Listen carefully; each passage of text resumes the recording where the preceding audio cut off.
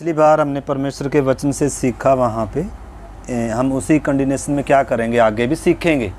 तो पिछली बार हम सीख रहे थे, उन्होंने क्या किया, लाल समुंदर क्या हो गए, पार हो गए। कैसे पार हो गए? तैर के नहीं, बल्कि कैसे? तो वो किसकी छाया है? बपतिस्मे की छाया है। यानी कि बपतिस्मे के द्वारा क्या होता है? देखने में तो पानी की डुबकी है, परंतु पानी की डुबकी मात्र नहीं है, ये एक बहुत बड़ा क्या है, बहुत बड़ा क्या है, ये बहुत बड़ा विषय है।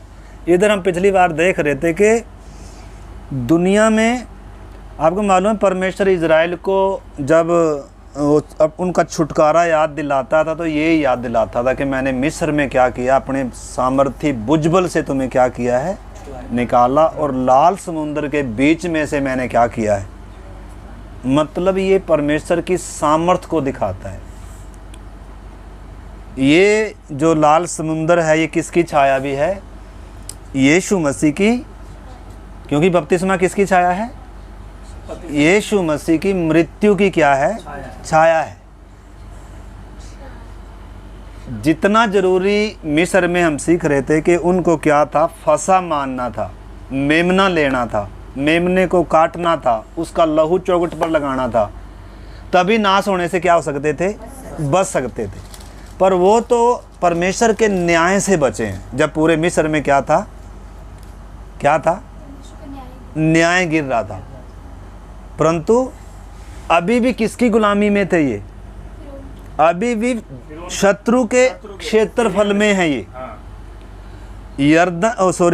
लाल समुंदर के इस पार क्या नहीं है, फिरौन का कोई क्या नहीं है, इनके ऊपर कोई हक। यानी कि हमेशा के लिए परमेश्वर ने क्या कर दिया, इनको छुटकारा दिया, और जो इनके ऊपर मतलब क्या कर रहे थे, हुकूमत कर रहे थे। तो वो तो इजरायली हैं, परंतु वास्तव में इजरायली हमारी छाया है, हमारे उद्धार की।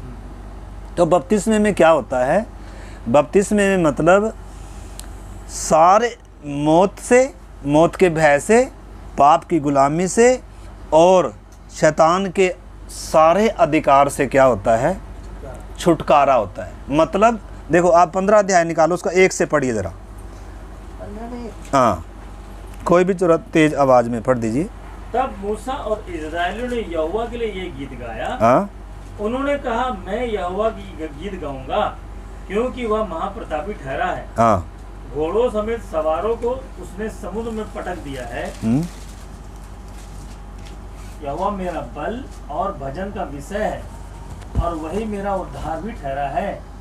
मेरा परमेश्वर वही है, मैं उसी की स्तुति करूंगा। मैं उसके लिए निवास स्थान बनाऊंगा। मेरे पूर्वजों का परमेश्वर वही है, मैं उसको सराहूंगा। यहोवा योद्धा है, उसका नाम यहोवा है। फिरौन के रथों और सेना को उसने समुद्र में फेंक दिया, और उसके उत्तम से उत्तम रथी लाल समुद्र में डूब गए।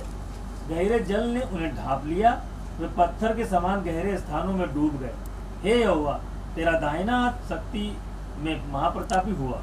हे यहोवा, तेरा दाहिना हाथ शत्रु को चकनाचूर कर देता है। देखना, इधर आप समझना, प्रार्थना के साथ समझना। अगर आप प्रार्थना के साथ समझ, यानी कि ये काम कब होता है? जब बपतिस्मे की प्रक्रिया होती है। बपतिस्मे से पहले शत्रु क्या नहीं है, शत्रु हमारे ऊपर राज्य कर रहा है। आपने इस चीज को अच्छे से समझना। और बपतिस्मा मात्र डुबकी नहीं है, एक नई जिंदगी की क्या है, शुरुआत है, जिसमें इंसान के ऊपर पाप की क्या नहीं होगी, प्रभुता नहीं है अब इसके ऊपर। शैतान का क्या नहीं है, एक बाल भी क्या नहीं करता, छू नहीं सकता, और मृत्यु अब इसके ऊपर क्या नहीं कर सकती, राज्य। परंतु अगर विश्वास किया है लेकिन अभी बपतिस्मा नहीं लिया, तो अभी किसके अधिकार में? लिखा, जो विश्वास करे और बपतिस्मा ले, उसी का क्या होगा, उद्धार। तो ये उद्धार किससे है? लाल समुंदर जब पार किया तो ये उद्धार किससे है? ये 32 से ना, ये उद्धार फिरौन और उसकी पूरी सल्तनत से छुटकारा है, और पाप से भी क्या है, छुटकारा। क्योंकि बहुत सारे लोग क्या करते हैं, और शैतान भी किधर, ये कहाँ तक जोर लगाएगा, एक व्यक्ति के क्या ना ले, बपतिस्मा ना ले। अगर बपतिस्मा ले तो कैसे ले, मतलब ये बिना कुछ हुए इसके जीवन में क्या कर ले। मैंने पिछली बार ही बताया, देखो आप प्रार्थना के साथ समझने का प्रयास करना। बपतिस्मा एक इतना बड़ा विषय है कि शैतान का, मौत का और पाप का आपके ऊपर कोई हुकूमत नहीं होगा। इसलिए शैतान ने क्या किया, इस बपतिस्मे में क्या डाली है, क्या डाली है, गड़बड़ी डाली है, गड़बड़ी डाली है। आज बहुत सारे लोगों ने बपतिस्मा लिया है लेकिन क्या नहीं हुआ, उद्धार नहीं हुआ है। उन्होंने पानी की डुबकी ली है। इस चीज को आपने क्या करना अच्छे से, जब तक ये चीज नहीं, शैतान क्या हो गया इधर, बहुत कामयाब, बहुतों को क्या कर दिया, डुबा दिया। पहले आपको मालूम है जब तक एक व्यक्ति मरता नहीं है उसको क्या नहीं कर सकते भाई साहब, दफन कर सकते हैं, संस्कार कर सकते हैं, जला सकते हैं उसको। शारीरिक तौर पर एक व्यक्ति जब तक श्वास चलती है ना उसकी, क्या नहीं कर सकते, केस हो जाएगा। परंतु अगर मर जाता है, उसके सारे श्वास नब्ज क्या होगी, चलना बंद होगी, तो फिर क्या भी नहीं कर सकते, फिर देर भी कर नहीं सकते। यानी कि बपतिस्मा जो है बिल्कुल राइट समय पर होना है, ना तो ये पहले होना और ना ये बाद में, देरी भी नहीं होनी इसमें, क्योंकि देरी होगी तो बदबू छोड़ जाएगा। अगर व्यक्ति मर चुका है, अगर वो देरी हो रही है तो क्या छोड़ जाता है, बॉडी बदबू छोड़ जाती है ना। यानी कि ऐसे ही आपने इस बपतिस्मे के विषय को क्या करना होगा, अच्छे से समझना होगा। तो शैतान इधर ही गड़बड़ी लेकर आया ताकि ये मेरे ही कब्जे में, इनको ये हो जाए कि हाँ मैंने बपतिस्मा लिया, लेकिन कब्जे में किसके हैं, शैतान के हैं। अभी मौत क्या कर रही है, मौत का भय राज्य कर रहा, शैतान अभी क्या कर रहा है, अभी हुकूमत है शैतान की, और पाप भी क्या कर रहा है, अंदर राज्य कर रहा है। तो इस करके मेरे प्यारे भाई बहनों, इस चीज़ को हमने समझना है। सिक्के के जैसे दो पहलू हैं। सिक्का अगर एक ही साइड है तो किसी काम का है, लेकिन अगर दोनों साइड है तो उसी प्रकार मिस्र में भी बहुत बड़ा काम हुआ। यानी कि इससे पहले कि ये लाल समुंदर पार करें, निश्चय के इधर भी शैतान की पूरी सल्तनत को क्या किया गया, क्योंकि ये मृत्यु की छाया है यीशु की।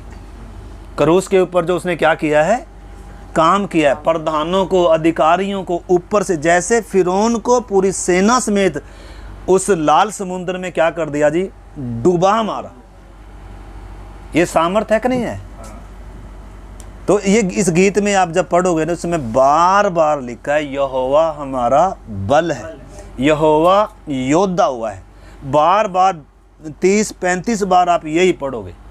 इसमें किसी मनुष्य की ताकत नहीं है। यानी कि इधर बहुत बड़ी क्या है, एक लड़ाई है। और ये लड़ाई किसने लड़ी है, ये परमेश्वर ने स्वयं हमारे लिए लड़ाई लड़ी है। इजराइलियों की ताकत से ये पार नहीं हुए, इजराइलियों की ताकत से वो लाल समुंदर दो भाग नहीं हुआ। इजराइलियों की ताकत नहीं थी कि पूरी फिरौन सेना समेत उसमें क्या हो गया, बल्कि ये किसका हाथ था। जैसे क्रूस की कथा मूर्खता किसके लिए है, जिन्होंने नाश होना है, परंतु क्रूस की कथा वास्तव में क्या है, परमेश्वर की सामर्थ है। ठीक, तो वो सामर्थ हम किधर देखते हैं, किधर देखते हैं, इस लाल, आप लिखते जाओगे, देखो आप सुनो सुन लीजिए प्लीज़, आप इधर ध्यान करोगे तभी, नहीं तो आप उसमें लिखने में रह जाओगे। क्रूस की कथा नाश होने वालों के लिए क्या है, लेकिन सामर्थ किसके लिए है, उद्धार पाने वालों के लिए परमेश्वर की क्या है, ये सामर्थ है। तो मेरे प्यारे भाई बहनों, मैं जो आपका ध्यान इस तरफ खींच रहा हूँ ना, मतलब बपतिस्मा एक बहुत बड़ा विषय है। बिना बपतिस्मे के शत्रु क्या नहीं हो सकता, नाश नहीं हो सकता। ये बहुत समझौते लेकर आता है ताकि आपका बपतिस्मा सही ना हो, परमेश्वर को स्वीकार्य ना हो, आपका, आपके ऊपर किसका अधिकार रहे, उसका समझौता रहे। बपतिस्मा वास्तव में क्या है, मिस्र से हमेशा के लिए क्या है, हमेशा के लिए नाता क्या कर रहा है, टूट रहा है। और परमेश्वर ने क्या भी कर दिया, लाल समुद्र क्या भी कर दिया, बंद कर दिया। बंद का मतलब खोल कर रखा रह सकता था ना, खुला छोड़ सकता था ना, बंद कर दिया मतलब क्यों कर दिया? उसकी प्रभुता नहीं है। मतलब परमेश्वर नहीं चाहता हम बाद दोबारा किधर जाएं। इधर जाए पीछे।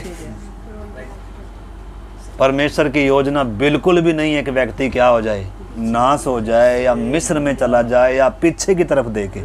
अगर पीछे देखना है तो यही देखना है कि परमेश्वर ने मेरे शत्रु का क्या किया है, परमेश्वर ने मुझ पापी के लिए कितना बड़ा क्या किया है, काम किया है। परंतु अगर पीछे मुड़कर क्या नहीं देखना, मैं मिस्र में क्या खाता था, खीरे खाता था जी, खरबूजे खाता था जी, मेरी अच्छी मित्रता थी, उससे मेरे प्यार था जी। अगर ये बातें देखेंगे तो फिर जंगल में ही क्या हो जाए, क्योंकि अभी लाल यर्दन अभी पार करना बाकी है। अभी तो मिस्र में चल रहे हैं, लाल समुद्र चल रहे हैं। तो पहले क्या पार करना, लाल समुद्र क्या करना है, पार करना है मेरे प्यारे भाई बहनों।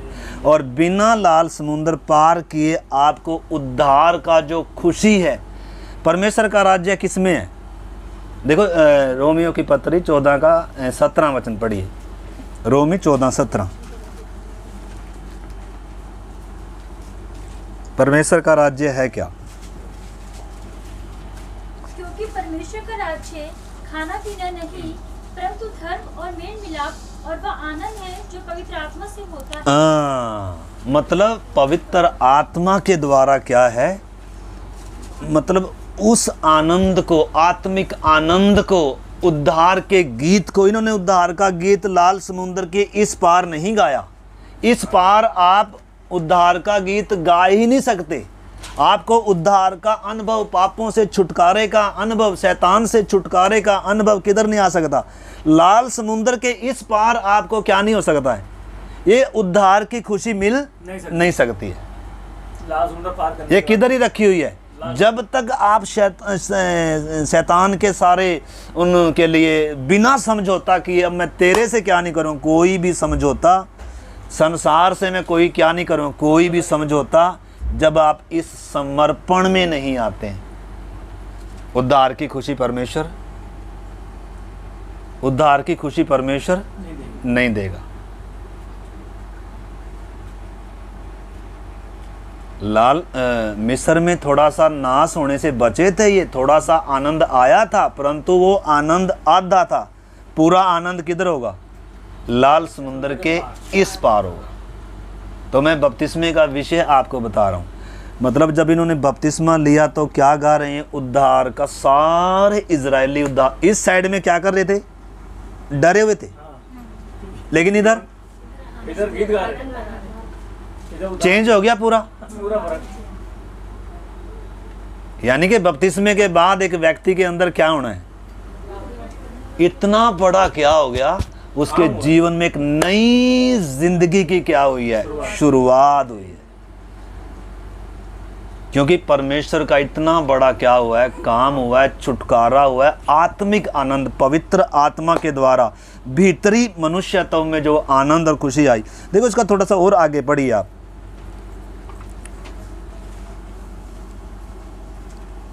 पढ़ लीजिए आगे। अरे नहीं, इसका निर्गमन 3 से पढ़िए, 5 से पढ़िए, 5 से। गहरे जल ने उन्हें ढांप लिया, हाँ वे पत्थर के समान गहरे स्थानों में डूब गए। हाँ। हे यहोवा, तेरा दाहिना हाथ शक्ति में महाप्रतापी हुआ। हे यहोवा, तेरा दाहिना हाथ शत्रु को चकनाचूर कर देता है। हाँ। तू अपने विरोधियों को अपने महाप्रताप से गिरा देता है। तू अपना कोप भड़काता और वे भूसे के समान भस्म हो जाते हैं। तेरे नथनों की सांस से जल एकत्र हो गया, धाराएं ढेर के समान थम गई, समुद्र के मध्य में गहरा जल जम गया। शत्रु ने कहा, मैं पीछा करूंगा, मैं जा पकड़ूंगा, मैं लूट के माल को बांट लूंगा, उनसे मेरा जी भर जाएगा। यानी कि शत्रु कभी नहीं चाहेगा कि आप लाल समुद्र के इस पार हो जाएं। लाल समुद्र के इस पार होने का क्या मतलब है, यीशु मसीह के साथ आप क्या हो गए, मर गए, उसकी मृत्यु में क्या हो रहे हैं, आप सहभागी हो रहे हैं। और जब तक मृत्यु में सहभागी नहीं होंगे तब तक उसके जी उठने की खुशी नहीं मिलेगी, जी उठने की समानता में भी क्या नहीं होंगे, सहभागी नहीं होंगे। तो लाल समुद्र में ये सिर्फ गए नहीं हैं, बल्कि लाल समुद्र में से क्या हुए हैं, ये पार हुए हैं। परंतु शत्रु इनके पीछे ही था, इनको खींचने के लिए आया था, लेकिन शत्रु किधर रह गया, इधर ही रह गया। यानी कि बपतिस्मे के द्वारा एक व्यक्ति के ऊपर से शैतान की सारी सल्तनत क्या हो रही है, हमेशा के लिए क्या हो रही है। तो शैतान कभी चाहेगा आपका बपतिस्मा सही हो जाए? कभी नहीं चाहेगा। या तो खाली यीशु के नाम से ले लो। पूरी दुनिया में देखो आज कितने उपदेश आ गए, और पूरी दुनिया में चंगाई लेने वालों को भी बपतिस्मा दे दिया। उन्होंने अभी मिस्र में किसका अनुभव नहीं किया? उस भूंजे हुए मेमने को खाने का, या उस एक खमीरी रोटी से, कड़वे साग पात से खाने का क्या नहीं हुआ, लेकिन पहले क्या ले लिया? तो बपतिस्मा किसी काम का है? फिर बपतिस्मा कभी ले सकते हैं आप? जब आप मिस्र से पूरी तैयारी के साथ जूता डालकर और उस कड़वे साग पात के साथ भूंजे हुए मेमने को खाए हैं। अगर वो अनुभव नहीं है, पहला अनुभव नहीं है, तो दूसरा अनुभव, क्योंकि सिक्के के दो पहलू हैं, पहला भी पूरा होना है तभी दूसरा क्या होगा, पूरा होगा। और फिर क्योंकि आपको हमेशा के नरक से निकालकर हमेशा के स्वर्ग में मिल रहा है जीवन, और ये अगर इतनी बड़ी आपके अनंत काल को पूरा क्या किया जा रहा है, इधर से निकालकर इधर दिया जा रहा है, आपको स्वर्गीय राज्य का अधिकारी बनाया जा रहा है, तो आपका व्यक्तित्व जो है ना, आपका जो समर्पण है, उस पे क्या है, ये पूरी यीशु को प्रभु कर कर मानना, उसको छुड़ाने वाला उद्धार करता कर कर मानना, और अपने सब प्रियों से बढ़कर यीशु को क्या करना है, प्रिय जानना। संसार से बढ़कर किसको प्रिय जानना? परंतु अगर संसार अभी प्रिय है तो उद्धार की खुशी नहीं है। अगर आपको मतलब यीशु मसीह सबसे प्रिय नहीं लगता, यीशु मसीह आपके लिए सबसे प्रथम नहीं है, सबसे प्रिय नहीं है, मतलब यीशु मसीह आपके लिए सच्चा परमेश्वर, उसका दर्जा सबसे ऊंचा है कर कर अगर मन में ये वो जब तक ये चीज़ नहीं आएगी तब तक क्या नहीं है, उद्धार नहीं। देखो यीशु मसीह के सारे उपदेश आप पढ़ कर देखो। हमने पिछली बार यहाँ सीखा था बपतिस्मे का विषय, हमने वो सारी सीखी थी।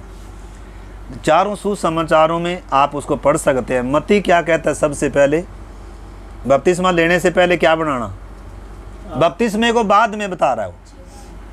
मरकुस क्या कह रहा है? जो विश्वास करे और बपतिस्मा ले, लेकिन उसी का उद्धार होगा। लेकिन मत्ती क्या कह रहा है? कह रहा है पहले उनको जाकर क्या करो, चेला बनाओ, और पिता पुत्र पवित्र आत्मा के नाम से क्या दो, यानी कि बपतिस्मा लेने से पहले क्या बनना है, चेला बनना है। और यूहन्ना क्या कहता है? यूहन्ना सुसमाचार क्या लिख रहा है? निकोदेमुस उसके पास आया, यीशु के पास आया, विश्वासी है, बाइबल पढ़ता है, सब कुछ मानता है, लेकिन यीशु ने क्या कहा? मैं तुझसे सच सच कहता हूं, जब तक नए सिरे से जन्म ना ले तेरा क्या नहीं होगा, उद्धार नहीं होगा। आत्मा और जल से जब तक क्या ना करे, यानी कि उधर बपतिस्मा पहले नहीं है। और लूका भी क्या बता रहा है? लूका में हमने क्या पढ़ा था? लूका में बताया था कि जो यीशु मसीह का चेला होना चाहता है वो पहले बैठकर क्या कर ले, हिसाब कर ले। अगर बैठकर हिसाब नहीं किया तो आपका बपतिस्मा फिर क्या नहीं होगा, किसी काम का नहीं है। लिखा है जो सब कुछ क्या ना करे, अपने प्रियों को भी अप्रिय ना जाने, अपने प्राण को भी अप्रिय ना जाने, तो वो मेरा चेला नहीं हो सकता। तो चारों सुसमाचार को जब हम देख रहे हैं, पूरे उद्धार को जब हम देख रहे हैं, विश्वास करना काफ़ी नहीं है, विश्वास के अंदर पश्चाताप है, मन फिराव है, नया जन्म है, परिवर्तन है, और यीशु को प्रभु और उद्धारकर्ता जानने का क्या है पूरा। तो तभी क्या हो सकता है? अगर खाली विश्वास कर कर बपतिस्मा लिया है तो क्या नहीं होगा, ये उद्धार, ये खुशी, ये क्या नहीं होगा। इस अनुभव को हम क्या नहीं कर पाएंगे, अनुभव नहीं कर पाएंगे। पता नहीं आपको कैसे समझ में आया होगा। मुझे मालूम नहीं। पर अगर आप प्रार्थना के साथ क्या करोगे, इस बात को समझने का प्रयास करो। देखो शत्रु का किधर नाश हुआ, मिस्र में थोड़ा हुआ, लाल समुद्र निश्चय है कि मिस्र में भी हुआ है। उधर भी यीशु मसीह की क्या है, मेमना क्या हुआ, उधर भी वध हुआ है ना, परंतु उधर परमेश्वर के न्याय से बचे थे। लेकिन अभी भी शैतान के ये क्षेत्र में हैं। जैसे मान लो पाकिस्तान के क्षेत्र में जल्दी से क्या करना है, बॉर्डर को पार करना है। अब आप बैठे हुए हो किधर, पाकिस्तान में, तो पाकिस्तान मित्र है आपका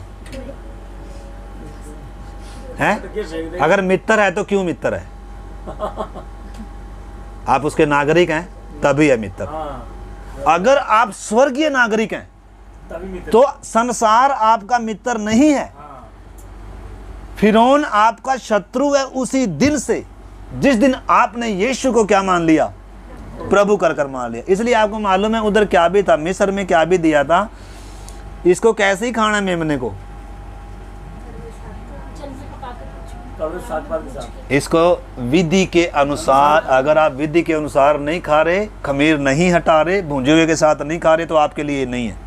अगर आप संसार के लिए मरना नहीं चाह रहे, तो आप यीशु कह रहा क्यों मुझे प्रभु प्रभु, कोई मतलब नहीं है उसको प्रभु कर स्वीकार करने से। ऐसे हमारा क्या नहीं होगा मेरे प्यारे भाई बहनों, उद्धार नहीं होगा जब तक हम यीशु के पीछे पूरी आंख बंद कर। भले ये मुझे समझ में नहीं आ रहा, लेकिन ये सत्य है, ये मेरे लिए है। जब तक मतलब इस समर्पण में नहीं हम आते हैं, देखो जैसे जैसे हम सीखते जा रहे हैं वैसे वैसे समर्पण हमारा बढ़ता जा रहा है। क्योंकि शुरू में हमें ज़्यादा बातें क्या नहीं होती, लेकिन सच्चे हृदय से यीशु को जब हम प्रभु कर उद्धार करता कर मानते हैं, विश्वास करते हैं, मन फिराते हैं और संसार को छोड़ने के लिए जब हम तैयार होते हैं, बपतिस्मा लेते हैं, तो हमें क्या मिलती है, उद्धार की सच्ची खुशी उसी समय हमें मिल सकती है, अन्यथा उद्धार नहीं मिलेगा। तो देखिए इसमें 11 से पढ़िए आप, थोड़ा सा और पढ़ लीजिए। हे यहोवा, देवताओं में तेरे तुल्य कौन है? तू तो पवित्रता के कारण महाप्रतापी और अपनी स्तुति करने वालों के भय के योग और आश्चर्य कर्म की करता है। हाँ। तूने अपना दाहिना हाथ बढ़ाया और पृथ्वी ने उनको निगल लिया है। अपनी करुणा से तूने अपनी छुड़ाई हुई प्रजा की अगुवाई की है। अपने बल से तू उसे अपने पवित्र निवास स्थान में को ले चला है। देश देश के लोग सुनकर कांप उठेंगे, परिस्थितियों के प्राणों के लाले पड़ जाएंगे। फिलिस्तियों के प्राणों के लाले पड़ जाएंगे। आपको मालूम है, देखो ये लाल समुद्र का 2 भाग होना पूरी दुनिया के लिए क्या है, तो हैरानी, पूरे सल्तनत पूरी राज लिखा है फिलिस्तियों के, यानी कि शत्रु के पूरे क्या पड़ गए, उनके जी में जी, ये व्यक्ति अब मेरा नहीं है। ये व्यक्ति किसका हो गया? बपतिस्मा क्या है? पूरे संसार के सामने ऐलान है कि मैं अब किसका हूं, जो मुझ पापी के लिए मरा है, जो मेरा सृजनहार है, अब मैं उसका हूं। अब मेरे गले में किसका पट्टा नहीं है, फिरौन का पट्टा नहीं है। किसका पट्टा है? प्रभु का। अब वो मेरा क्या है? स्वामी है, प्रभु है। अब मैं उसका क्या हूं? दास हूं। पहले मैं किसका दास था? पाप का। पहले मैं किसका दास था? शैतान का। पहले मैं किसका दास था? स्वयं का। पेट के दास थे। किसके लिए? जैसे लिखा है, मन और शरीर के चलाए हम क्या करते थे? हम चलते थे। स्वभाव से परमेश्वर के क्या थे? बैरी थे, क्रोध की संतान थे। परंतु जब हमारी बुद्धि परमेश्वर ने खोली, पवित्र आत्मा ने कार्य किया, क्रूस की कथा ने, यानी कि आप समझ रहे हैं क्रूस की, क्योंकि बपतिस्मा यीशु की मृत्यु की छाया है।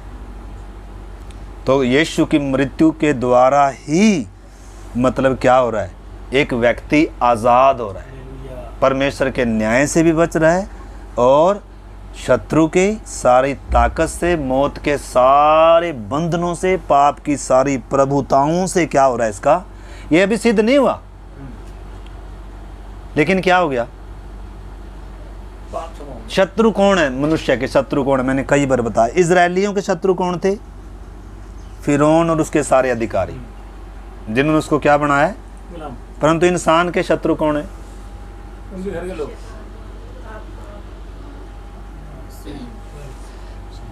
हाँ, 3 शत्रु हैं, बड़े शत्रु। सबसे पहली तो पाप, जिसने इंसान को क्या करके रखा है? मार कर रखा हुआ है। और परमेश्वर का क्या बना के रखा है? शत्रु। और इसको नशे में क्या करके रखा हुआ है? इसको होश भी नहीं है। तो पाप है सबसे बड़ा, जिसने इंसान को परमेश्वर का शत्रु बनाया, इसकी आत्मा को मार दिया, इसके प्राण को बिगाड़ दिया।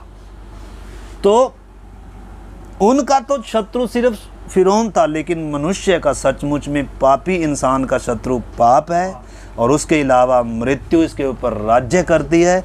और तीसरा, शैतान इसके ऊपर क्या करता है? प्रभुता करता है, गुलाम बना कर रखा है।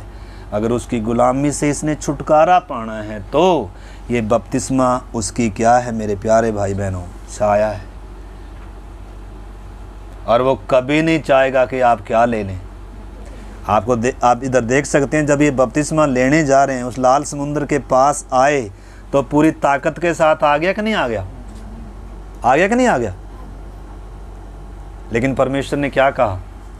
मूसा ने क्या कहा? खड़े खड़े परमेश्वर के उद्धार के काम को क्या करो। तो मतलब बहुत बड़ा परमेश्वर का क्या था ये। आपको मालूम है, यहोशू 2 अध्याय निकालो, देखो 2 अध्याय का 9-10 वचन पढ़े। कैसे दुनिया के लाले पड़े हुए हैं, कैसे फिलिस्ती डरे हुए हैं, कनान के सारे राजा थर थर कांप रहे उससे, इस घटना के द्वारा। 2 का 9-10, यहोशू 2 का 9-10। इन पुरुषों से कहने लगी, मुझे तो निश्चय है कि यहोवा ने तुम लोगों को यह देश दिया है और तुम्हारा भय हम लोगों के मन में समाया है। और इस देश के सब निवासी तुम्हारे कारण घबरा रहे हैं, क्योंकि हमने सुना है कि यहोवा ने तुम्हारे मिस्र से निकलने के समय तुम्हारे सामने लाल समुद्र। आमीन, आमीन, आमीन। यानी कि इस घटना के द्वारा पूरी धरती के लोग, राजा क्या कर रहे हैं जी? कांप रहे हैं कि इजराइल का परमेश्वर ही क्या है? सच्चा परमेश्वर है। यानी कि शैतान की पूरी सल्तनत कब आप उसके प्रभुता से छुटकारा पाते हैं? जब आप इस प्रोसीजर से गुजरते हैं, इस बपतिस्मे के प्रोसीजर से गुजरते हैं। और वो कभी नहीं चाहेगा कि आप इस प्रोसीजर से क्या हो जाएं? गुजर जाएं। वो चाहेगा कि इंसान किसके उसमें रहे? मौत के उसमें रहे, पाप का गुलाम रहे, और मेरी क्या करता रहे? गुलामी। तो किसकी करना चाह रहे हैं आप, जिन्होंने अभी तक बपतिस्मा नहीं लिया? बपतिस्मा कब तक नहीं ले सकते और कब ले सकते हैं? आप खुद क्या कर सकते हैं? मतलब बपतिस्मा जब तक आप नहीं लेंगे, आपका उद्धार नहीं होगा, नहीं होगा। परमेश्वर से मेल, पापों से छुटकारा नहीं होगा। परंतु जिस दिन आप ये निर्णय लेते हैं प्रभु यीशु मसीह के पीछे चलने का, और उसकी मृत्यु में जब आप भागी होते हैं, हमने उसमें रोमियो में पढ़ा था कि हम उसकी मृत्यु में क्या होते हैं? सहभागी होते हैं बपतिस्मे के द्वारा। और उसकी सबसे पहले तो उसके साथ मरना, दूसरी बात उसके साथ गाड़ा जाना, और तीसरी बात क्या है? उसके साथ जी भी उठे। अब ये जो जी उठा है ना, या अब जो इस लाल समुद्र के इस पार आया, अब ये मसीह में है। अब ये नई सृष्टि है। अब पुरानी बातें क्या हो चुकी हैं? बीत गई हैं बहन जी। अब पुरानी बातों को क्या नहीं करना, याद नहीं करना। अब हर दिन क्या करना है? शुद्ध विवेक से परमेश्वर के अधीन होकर क्या करना है? एक नई जिंदगी की क्या होनी है? इस करके लिखा है तुम्हारे मन के नए हो जाए। यानी कि जब तक एक व्यक्ति का मन नया नहीं होता, अभी चाल चलन क्या होना है? लिखा है तुम्हारे मन के नए हो जाने से तुम्हारा चाल चलन भी क्या होता जाए? बदलता जाए। और ये प्रक्रिया एक ही दिन नहीं हुई, अब ये प्रक्रिया क्या है? हर दिन है। यानी कि जो पाप करने वाला हमारा जो मनुष्य तब था, वो किधर दफन हो गया? शैतान का किसके ऊपर हक था? शैतान का जो इजरायली नहीं, शैतान का किसके ऊपर हक है? हमारे ऊपर हक है ना, क्योंकि उसके गुलाम रहे हैं ना, पाप में पैदा हुए हैं ना। परंतु बपतिस्मे के द्वारा क्या हो रहा है, हम इस मरे हुए स्वभाव को या अपने इस मनुष्यत्व को क्या कर रहे हैं, वास्तव में दफन कर रहे हैं। शत्रु वास्तव में कैसे दफन हो रहा है? बपतिस्मा वास्तव में क्या है? आप जब पाप के लिए, संसार के लिए मर गए, तो उस मरे हुए व्यक्ति को, जो पाप करने वाला व्यक्ति था, जो दारू पीने वाला व्यक्ति था, जो संसार की मित्रता में मगन था, वो व्यक्ति जब पाप के लिए, संसार के लिए मर गया, तो उस व्यक्ति को क्या है? दफनाई है। तो जब उस व्यक्ति की दफनाई है ना, तो उस व्यक्ति के साथ शैतान का क्या था? तालमेल था, उस व्यक्ति के साथ रिश्ता था। अब ये नई सृष्टि है। यानी कि एक व्यक्ति मान लो बहुत कर्जदार था, अगर वो मर गया तो कर्जा क्या हो गया? छूट गया कि नहीं? उसे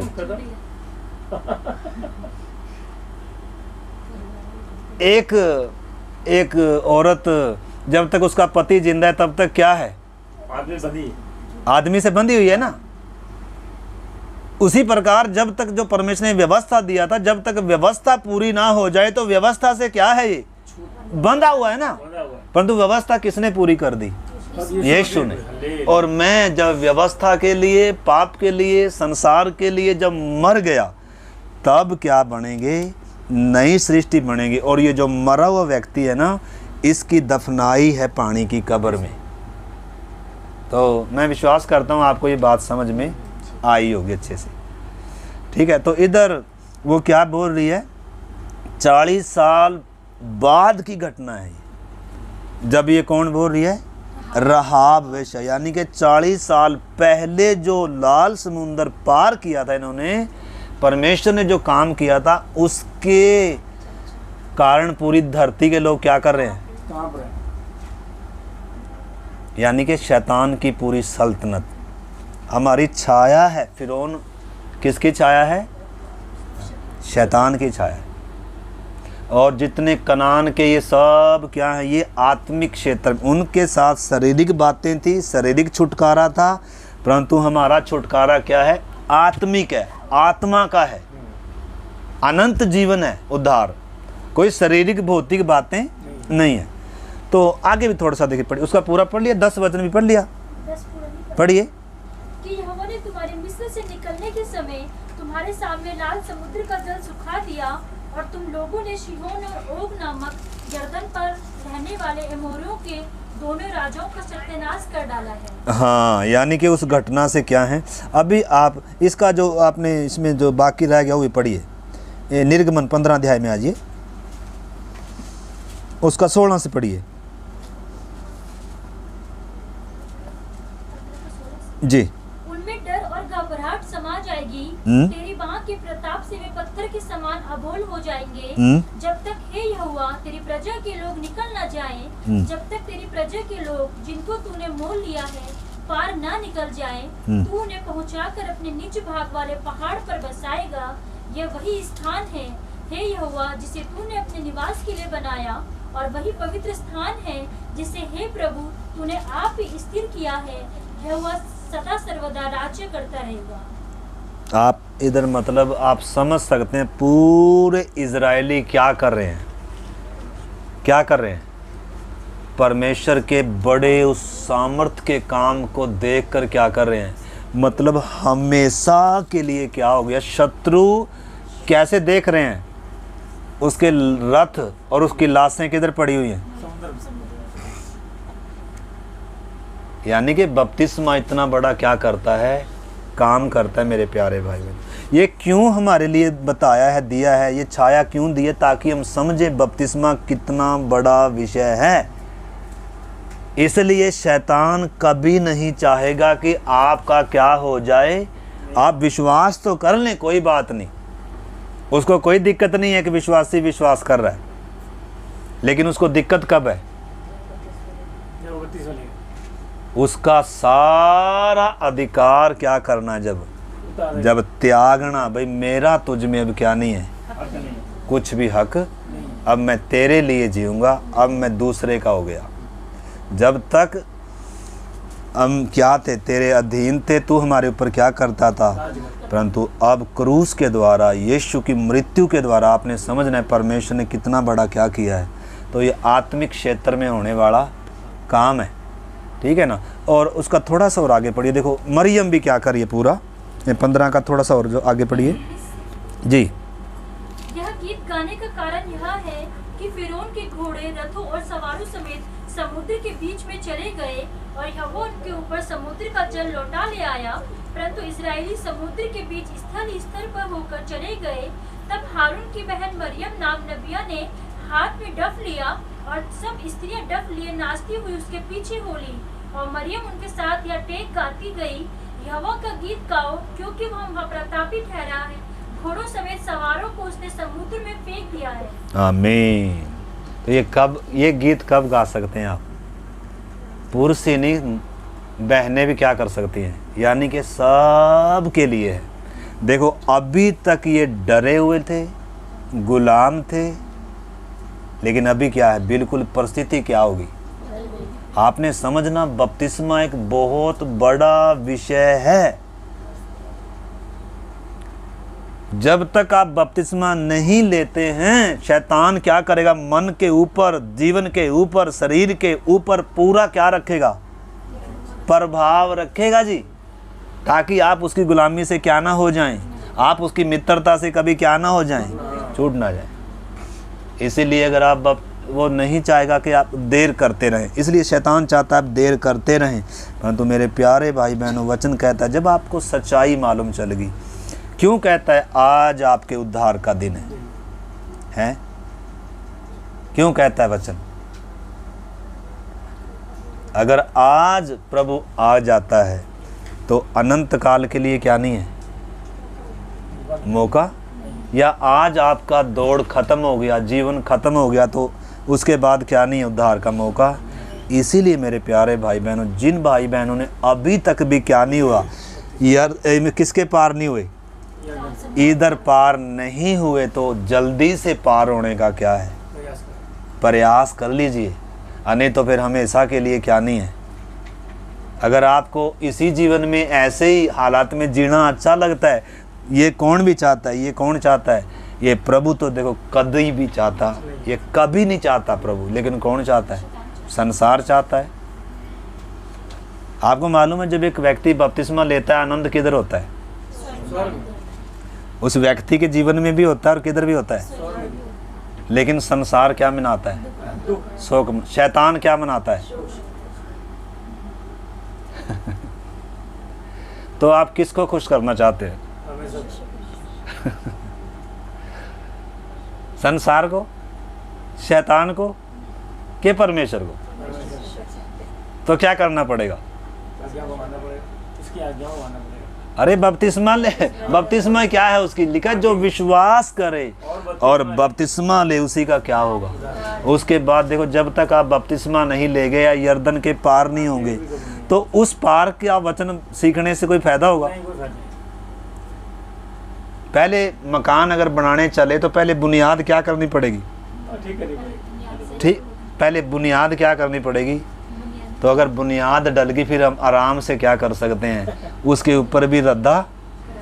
तो बुनियाद के लिए तैयार हैं आप लोग?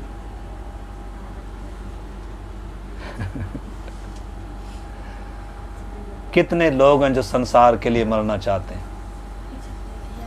हैं परमेश्वर के लिए। संसार के लिए मरना है। अब वैसे मरना चाहते हैं, जीना चाहते हैं। देखो छोटी बात नहीं है ये। देखो वचन तो हम सारी उम्र सीखेंगे जब तक जिंदा हैं। वचन के पंडित बनकर बपतिस्मा नहीं लेता एक व्यक्ति, परंतु आपने समझना है जो मिस्र में जो वचन चाहिए, जब मिस्र की गुलामी में, तो उधर जैसा वचन चाहिए था उधर वो वचन चाहिए। परंतु जो जब तक एक व्यक्ति लाल समुद्र के इस पार है तो ये मन्ने का अनुभव कर सकता है। उसके लिए मन्ना आएगा स्वर्ग से? मन्ना नहीं आएगा आपके लिए। मन्ना कब मिलेगा? ये जीवन की रोटी आपके लिए कब बनेगा? पर जब आप नया जन्म पाओगे भाई, तभी मिलेगा। नए जन्म के बाद ही मिलता है। अभी नया जन्म अंदर आया ही नहीं है, तो ये आपके लिए दूध थोड़ा, ये तो बोरिंग है, ये तो बोरिंग है। जब तक उद्धार खुशी नहीं आएगी। परंतु अगर आपने नया जन्म पाया है तो ये दूध है आपके लिए, दूध। फिर आपको कोई ये थोड़ा बोल लेगा चलो हम बाइबल पढ़े, अरे फिर तो आप क्या करोगे, लाइट भी नहीं है तो दिया जलाएंगे भाई जी आप। और दूध कितने बार पीता है बच्चा?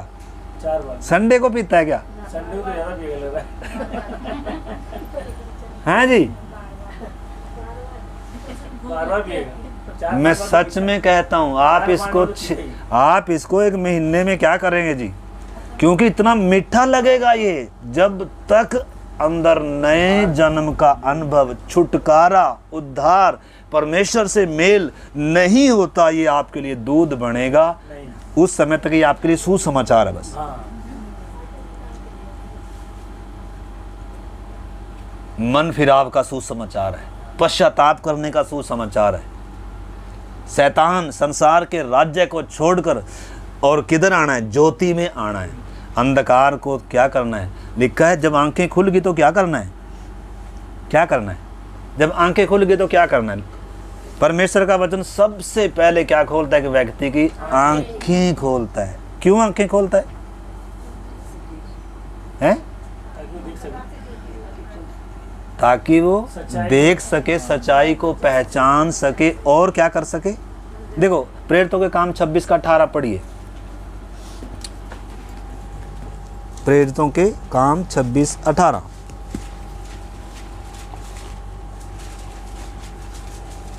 कि तू उनकी आंखें खोले जी, कि वे अंधकार से ज्योति की ओर और शैतान के अधिकार से परमेश्वर की ओर फिरे। किसने फिरना है? मनुष्य एक काफी व्यक्ति। जब आंखें खुल गई आपकी, हाँ। यानी कि पहले जब आप अंधे थे, कैसे चलते थे? अंधकार में चलते थे, अंधे चलते थे, मांगते हुए चलते थे, दूसरे पर निर्भर थे, और क्या थे? आपके लिए सब अंधकार था क्योंकि अंधे थे। लेकिन वचन ने क्या खोल दी बहन जी? फिर अंधों के समान चलोगे? नहीं, हम तो चलना चाह रहे, क्या करें प्रभु? अभी प्रभु देख कोई बड़ा चमत्कार। अरे बड़ा चमत्कार क्या होगा इससे बड़ा? और क्या चमत्कार होगा बहन जी?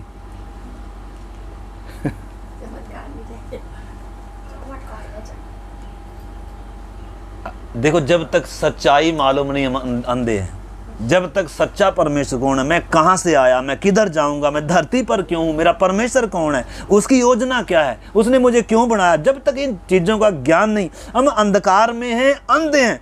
लेकिन सत्य वचन ने क्या खोल दी भाई जी? खुल गई कि नहीं खुल गई? लेकिन लिखा है तू उनकी आंखें खोल लेते ताकि वो क्या करें? सत्य को तो पहचान लिया, ठीक है, लेकिन अब क्या करना है? अबे मिस्र छोड़ना है। अरे अंधकार को क्या करना है? त्यागना है, उसके काम को छोड़ना। हाँ, दंड की आज्ञा का कारण क्या है?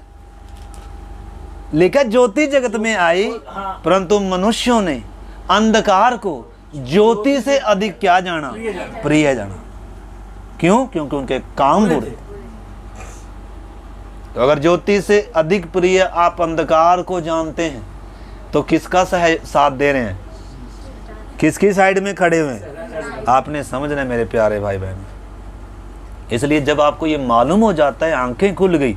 एक अंधा व्यक्ति था, उसकी यीशु ने आंखें खोल दी, वो सब कुछ छोड़कर किसके पीछे हो लिया? यीशु के पीछे हो लेगा जी वो। क्योंकि जिसने क्या दिया है? जीवन दिया है, आंखें खोल लिया। ये जीवन किसके लिए है? फिर उसी के लिए है भाई। तो अंधे ने सबसे पहले आंखें खोली, किसको देखा? यीशु को देखा। ताकि लिखा है तो उनकी आंखें खोल ले ताकि वे अंधकार से किस में आए? ज्योति में आए। और ज्योति में कब आएंगे? जब अंधकार को अप्रिय जानेंगे और ज्योति को क्या जानेंगे? प्रिय जानेंगे। और शैतान के अधिकार से परमेश्वर की ओर फिरें, ताकि पापों की क्षमा, यानी कि पापों की क्षमा मिलने के लिए क्या करना पड़ेगा? इस प्रोसीजर से गुजरना पड़ेगा। पापों की क्षमा और उस मिरास के भागी हो जाएं जो परमेश्वर पर, यीशु पर विश्वास करने से मिलता है। तो अंधकार को छोड़ने के लिए कितने लोग तैयार हैं? मिस्र को छोड़ने के लिए कितने लोग तैयार हैं? लाल समुद्र खुला हुआ है मेरे प्यारे भाई बहनों। अनुग्रह का दरवाजा क्या है, खुला हुआ है, लेकिन ये जल्दी क्या होने जा रहा है, बंद हो जाएगा। इस समय जब आप इधर बैठे हैं ना, हम इस समय दुनिया की हालात पर अगर आप नज़र उठाएं ना, तो यीशु मसीह द्वार पर क्या है, खड़ा हुआ है। ज़्यादा समय कलीसिया धरती पर नहीं है, लेकिन क्या उद्धार ही पाना है बस है? क्या लाल समुद्र पार ही करना है बस, यही योजना है परमेश्वर की? निश्चय के उद्धार की खुशी इधर ही मिलेगी, लेकिन क्या उद्धार ही चाहिए परमेश्वर इंसान को? उद्धार नहीं चाहिए, बल्कि उसने क्या बनना है, कनान का, उस राज्य का क्या बनना है, अधिकारी बनना है।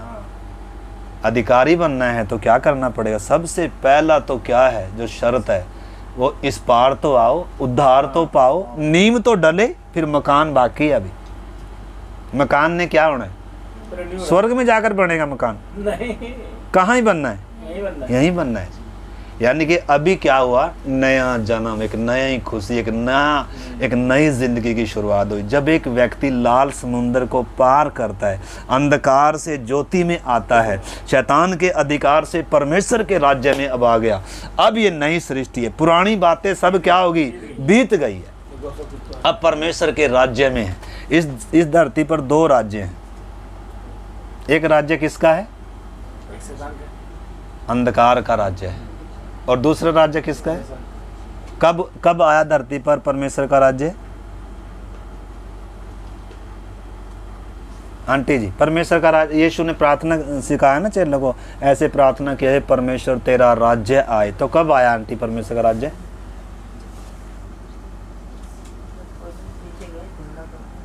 हैं? जब मारे गए थे, आप परमेश्वर के राज्य में रह रहे हैं, किसके राज्य में? हाँ। तो परमेश्वर का राज्य कब आया धरती पे?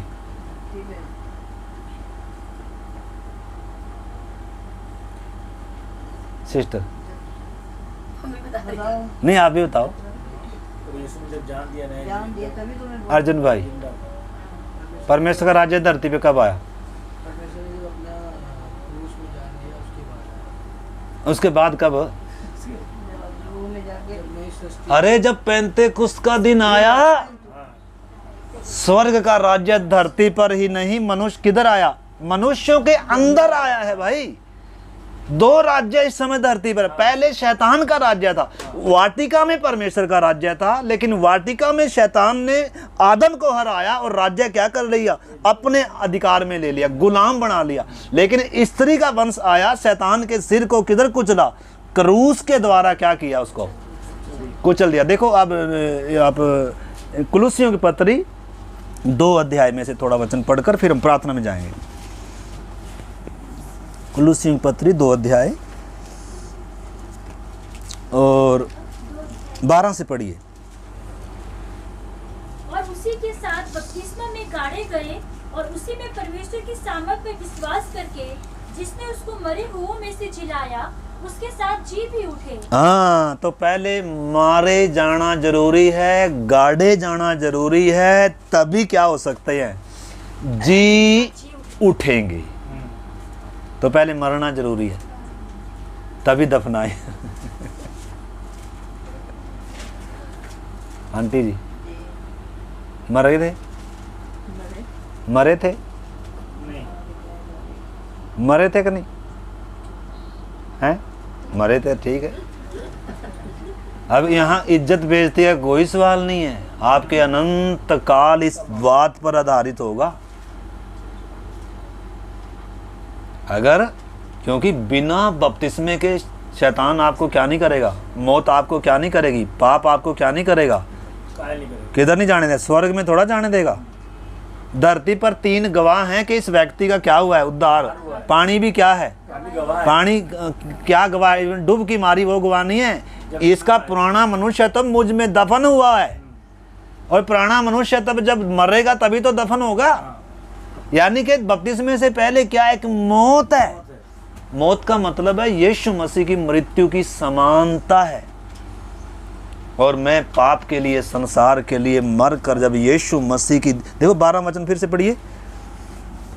और उसी के साथ बपतिस्मा में गाड़े गए हाँ? और उसी में परमेश्वर की सामर्थ पर विश्वास करके जिसने उसको मरे हुओं में से जिलाया उसके साथ जी भी उठे। हाँ?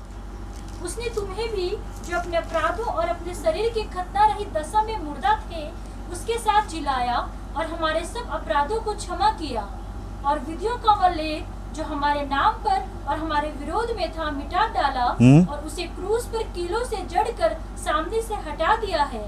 और उसने प्रधानताओं और अधिकारों को ऊपर से उतार कर उनका खुल्लम खुल्ला तमाशा बनाया और क्रूस के द्वारा उन पर जय जयकार की ध्वनि क्रूस के द्वारा, मृत्यु के द्वारा, यानी कि इस घटना के द्वारा ही क्या हो रहा है इधर?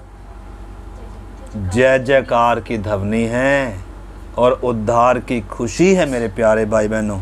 तो इस करके इन्हीं दिनों आप इस प्रोसीजर से क्या करना है, इससे गुजरना पड़ेगा। इससे गुजरना है तो आपको क्या करना पड़ेगा? अगर अभी आप मिस्र में हैं, किस में हैं? मिस्र में हैं, जो अभी तक किधर से गुजरे नहीं हैं? लाल समुंदर से गुजरे नहीं हैं, या मृत्यु की समानता में, यीशु की मृत्यु की समानता में सहभागी नहीं हुए हैं, उसकी जी उठने के में भी नहीं हुए। तो जब तक मरते नहीं हैं तब तक क्या नहीं है? दूसरा जीवन नहीं है, उद्धार नहीं है। तो इस करके एक वचन और आप मेरे साथ पढ़िए, पहला कुरिन्थियों 1:18 वचन। क्रूस के द्वारा जो हमने देखा ना जय जयकार की ध्वनि सुनाई, या बपतिस्मे में जो बपतिस्मा लिया जा रहा है, शैतान की सारी सल्तनत को उसमें डुबो दिया। क्योंकि क्रूस की कथा नाश होने वालों के लिए मूर्खता है, परंतु पहला कुरिन्थियों 1:18। परंतु हम उद्धार पाने वालों के लिए परमेश्वर की सामर्थ है। हाँ, यानी कि क्रूस क्या है, या वो यीशु की मृत्यु क्या है? वास्तव में परमेश्वर की सामर्थ है, उसका जी उठना। तो जितना अनहोना क्या था, देखो अभी हम प्रार्थना करें, ये अनहोना था क्या? लाल समुंदर 2 भाग हो जाए। उसी प्रकार मेरे प्यारे भाई बहनों, इस धरती पर मरा हुआ व्यक्ति जिसका खून पूरा निचोड़ दिया गया, उसका जी उठना अनहोना था। तीसरे दिन मृत्यु और शरीर में क्या पड़ जाते हैं? कीड़े पड़ जाते हैं। उठ सकता है कोई? यानी कि जितना असंभव लाल समुंदर पार होना था, 2 भाग होना था, उतना ही असंभव था कि वो मरा हुआ व्यक्ति क्या हो जाए? जी उठे। ये किससे हुआ है? ये परमेश्वर की सामर्थ से हुआ है। उसने मुर्दों में से उसको क्या किया है? जिलाया है। मतलब इधर कहने का अर्थ क्या है? जैसे वहाँ परमेश्वर की सामर्थ प्रकट हुई, उसी प्रकार यीशु की क्रूस की उस मृत्यु के द्वारा, उसके जी उठने की सामर्थ के द्वारा क्या होती है? सामर्थ प्रकट होती है। एक व्यक्ति को उद्धार के अनुभव में परमेश्वर ये क्रूस की कथा के द्वारा लेकर आता है। मेरा ये कहने का आपको क्या, ये समझाने का, तो अभी मेरे प्यारे भाई बहनों, अगर हमने ये सत्य को जाना है, सच्चाई को जाना है, तो कब तक हम मिस्र में रहेंगे? कब तक हम अंधकार में रहेंगे? कब तक यीशु से प्रिय हम औरों को प्रिय जानेंगे? आइए थोड़ी देर आंख बंद करके अपने अंदर झांकी मेरे प्यारे भाई बहनों। वचन कहता है आज उद्धार का दिन है। आपका सृजनहार, आपका सृष्टिकर्ता परमेश्वर आपके लिए मुंह पर थुकवाया, कोड़े खाए, नंगा क्रूस पर लटकाया गया। क्या आपकी या मेरी उस प्रभु से ज्यादा इज्जत है? वो जो राजाओं का राजा था, पवित्र करूब जिसका चेहरा देख नहीं सकते, सेनाओं का यहोवा, पवित्र परमेश्वर, पापी, अधर्मी और गुनहगारों और शत्रुओं के लिए कैसे बिना रहम के कुचला गया। क्या आपको क्रूस की गंभीरता मालूम है? ये क्रूस की कथा नाश होने वालों के लिए ही फालतू है या मूर्खता है मेरे प्यारे भाई बहनों? लेकिन ये क्रूस की कथा उद्धार पाने वालों के लिए परमेश्वर की सामर्थ है। अब पाप आपके ऊपर प्रभुता नहीं करेगा, शैतान अब आपके ऊपर प्रभुता नहीं करेगा। अगर आप यीशु के साथ मरते हैं तो उसके साथ अगर आप गाड़े जाते हैं तो उसके साथ आप जिलाए भी जाएंगे और आप नई सृष्टि होंगे। आइए, अगर ये बात समझ में आई है, जिन्होंने बपतिस्मा लिया है वो अपने बपतिस्मे को चेक करें मेरे प्यारे भाई बहन। अगर जिन्होंने अभी तक बपतिस्मा नहीं लिया, आइए, पौलुस को वो कह रहा था, अब क्यों देर करता है, उठ और बपतिस्मा ले और अपने पापों को धो डाल। कब तक अंधकार में रहेगा? हालेलुया, धन्यवाद प्रभु। आपको मालूम है, साउल जो कलीसिया का स्थाने वाला था, उसको जब यीशु ने दर्शन दिया तो अंधा हो गया, 3 दिन तक अंधा रहा। लेकिन परमेश्वर ने अपने दास को उधर भेजा यीशु ने कि जा तो उसके ऊपर हाथ रख, प्रार्थना कर कि वो देखने लगे।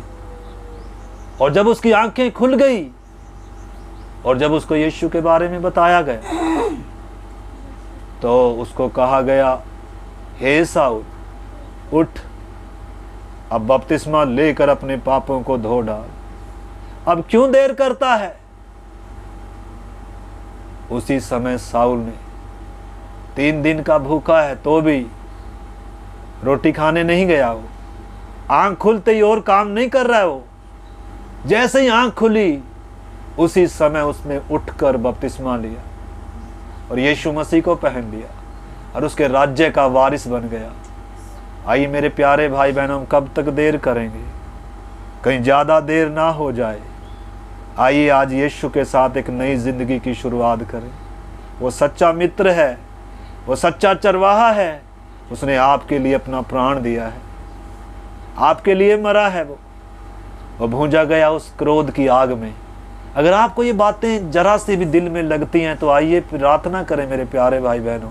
अपना मन खोलें और कहें प्रभु से, प्रभु मैं अपना मन खोलता हूँ, मैं अपने दिल का द्वार खोलता हूँ। प्रभु मैं तुझे आज अपना प्रभु कर कर, उद्धार करता कर कर स्वीकार करता हूँ। मैं संसार को छोड़कर, पाप के लिए मरकर प्रभु मैं आपके लिए जीना चाहता हूँ। प्रभु आज मैं अपना मन खोलता हूँ, मेरे दिल में आ प्रभु, मुझे छुड़ा प्रभु, मुझे शुद्ध कर। अगर कोई इधर है तो अपना हाथ उठाएं मेरे प्यारे भाई बहनों और प्रार्थना करें। इस क्रूस की गंभीरता को समझें। बपतिस्मा पानी की डुबकी नहीं है, शरीर के मैल को दूर करना नहीं है, बल्कि शुद्ध विवेक से परमेश्वर के वश में हो जाने का अर्थ है। अब मेरे जीवन में मेरे मालिक की मर्जी होगी, जिसने मुझे सिरजा है, जिसने क्रूस पर मेरे लिए अपना प्राण दिया है। क्या आप प्रार्थना कर सकते हैं?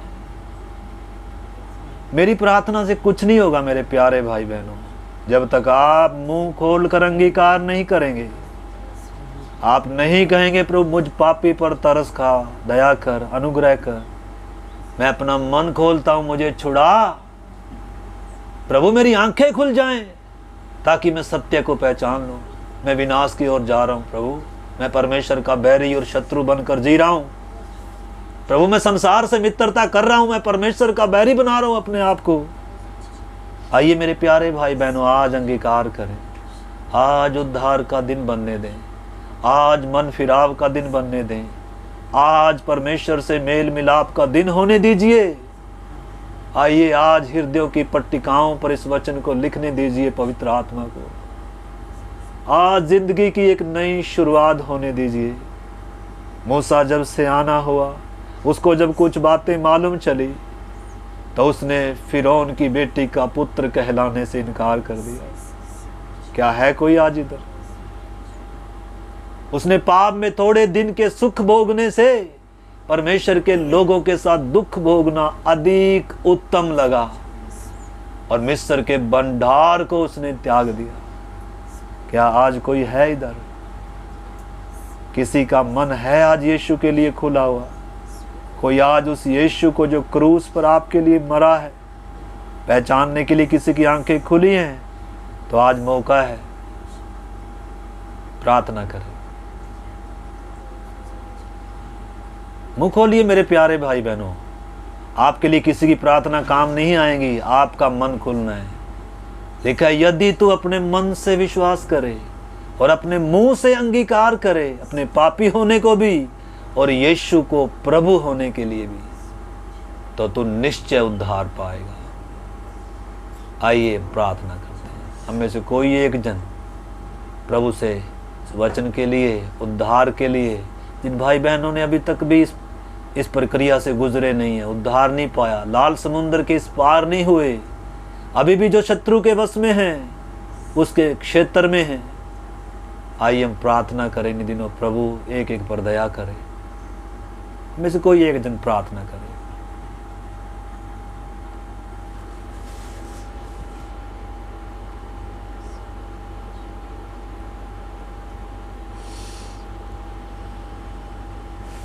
कोई भी प्रार्थना करे।